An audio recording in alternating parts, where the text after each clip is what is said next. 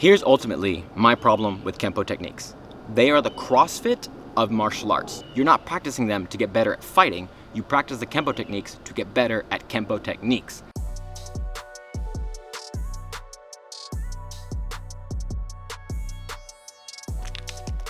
A couple of weeks ago, Mr. Dan over on the Art of One YouTube channel posed the question, do Kenpo techniques work?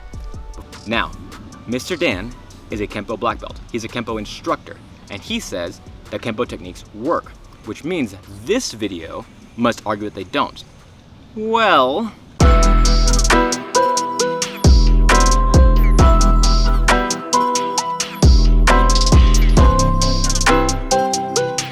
before we move on, we should probably define what a Kenpo technique is.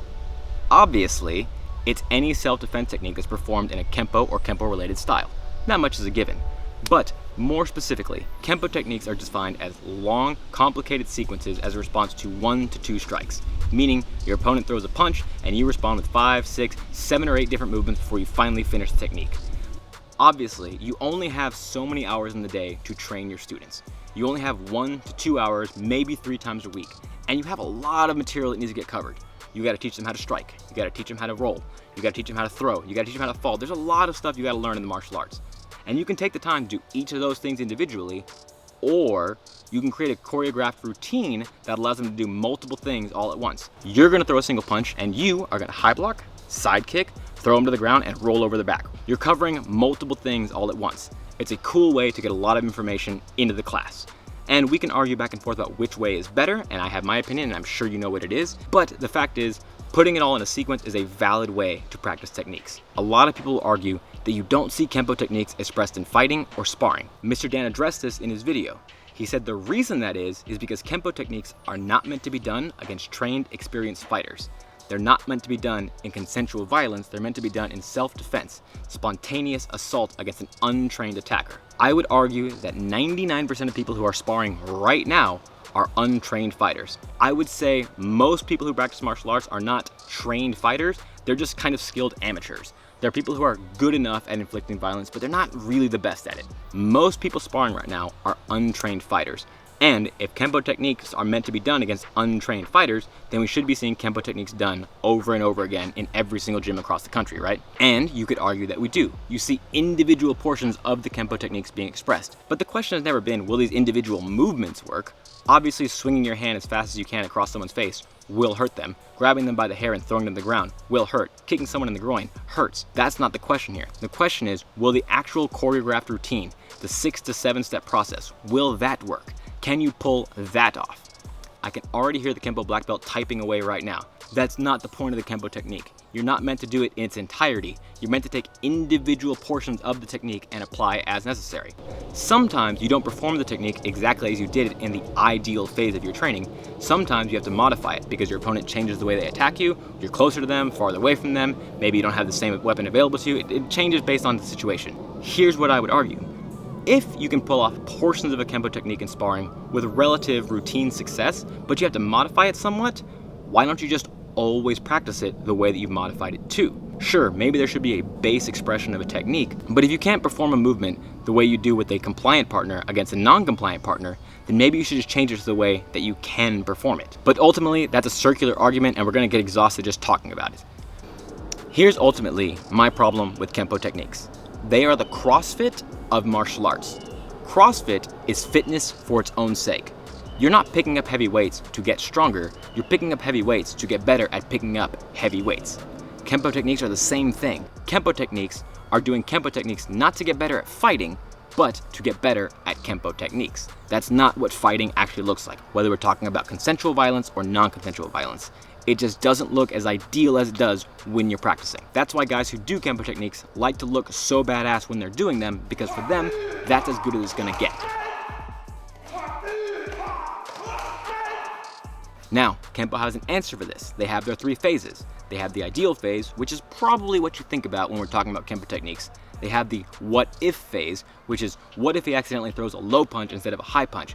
How can I possibly modify it to make it work for me? And that's not how fighting works. Now this is a fun exercise to do in the dojo, realizing that an attack coming in from the left side, whether it's a hand or a foot, doesn't really matter, the response needs to be the same, but You don't want to think about fighting as an equation. It's not an if-then situation. If you think he does this and then I do that, but if he does this, then I'll do that instead, you're wasting too much time. You're creating a hesitancy in fighting. Here's what I really think about Kenpo techniques. I think they are a way to draw out a student's training time.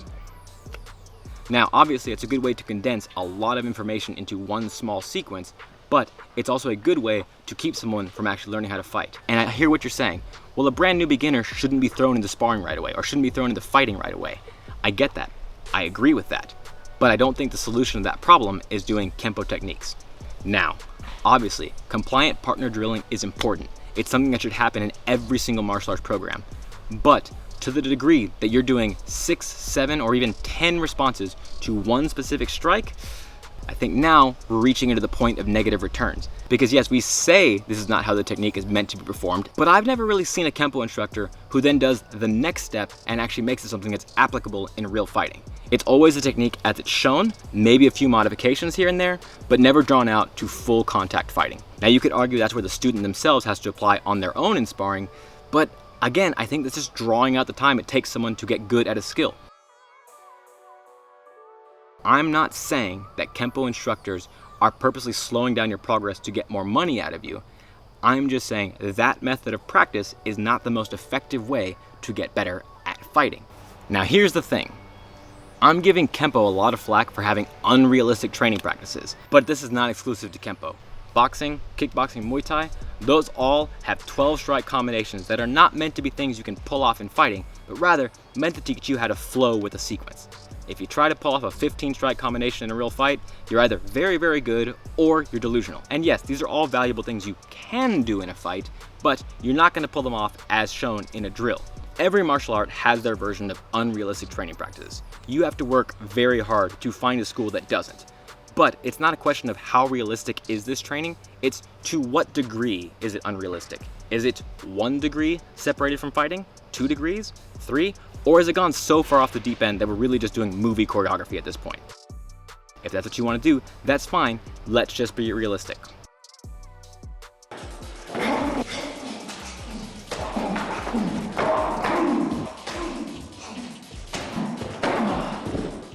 Did I ever actually answer the question? I don't think I did. I think there's a time and a place for Kenpo techniques. Now, you can go a little bit off the deep end. If you're responding with 10 to 12 different strikes based on one punch and expecting your opponent to not move at all, yeah, we're kind of playing in a fantasy world. But if you're teaching valid concepts and you're keeping it to something that could maybe be done in a fight, then yes, I think that is a viable way to practice. I don't think it's something you should do all the time, and I don't think it's something you should put that much stock into, but in terms of teaching a lot of movements and condensing it all into one sequence, there's a place for Kenpo techniques. Now, I do want to make clear, in my opinion, sparring or fighting are the ultimate expression of a martial arts validity. If you can't pull it off in a real-time, high-stress situation, the way you've been practicing it, you need to change the way you're practicing it. You don't necessarily need to change what you're practicing, but you need to change the way you're practicing it. So, if you're having to defend Kenpo techniques by saying, well, that's not the way it's supposed to be done, or it's going to modify in real time, or any number of excuses you have to make, maybe you're making more excuses for a thing that would just be easier to change. Anyways, you guys, if you enjoyed this video, and if you're looking for a channel that combines the practicality of combat sports with the reality of self-defense and the fun of traditional martial arts, then please be sure to subscribe, tap the notification bell, like, share, and leave a comment. If you want to support the channel, head on over to combatsd.square.site where you can pick up a t-shirt, coffee mug, crop top, or anything else we have on the site. This has been Rob in Combat Self-Defense. I want to thank you guys for all the hard work. Thank you for the hard work yet to be done, and I'll see you next time.